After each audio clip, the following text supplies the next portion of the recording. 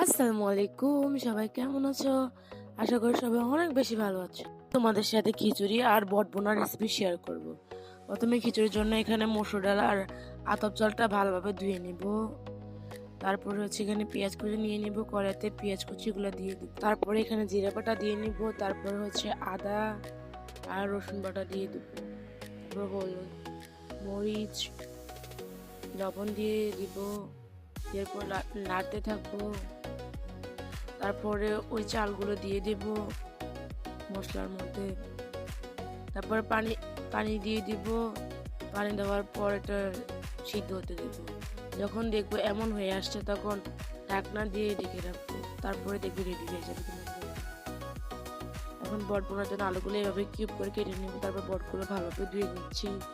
তারপরে কড়াইতে তেল, পেঁয়াজ কুচি, আদা বাটা, রসুন বাটা দিয়ে দিব।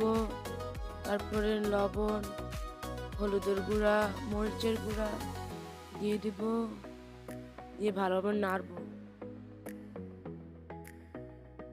ভালোভাবে যখন কষানো হয়ে যাবে তখন এখানে আমি গরম মশলা দিয়ে দিব।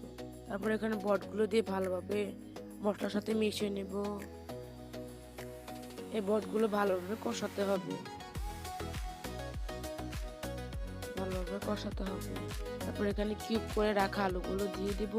দিয়ে ভালোভাবে মশলাগুলো লাগিয়ে নেব। তারপরে ঢাকনা দিয়ে দিব। তারপরে কষানোর পর এখানে পানি দিয়ে দিব পরিমাণ মতো। তারপর অনেকক্ষণ 10 থেকে 20 মিনিট ধরে এটা হাই হিটে জাল দিতে হবে। তারপর আস্তে আস্তে দেখবে তোমার যখন পানিগুলো কমে আসবে তখন আমাদের রেডি হয়ে যাবে বট। এখন খিচুড়ির সাথে খাচ্ছি।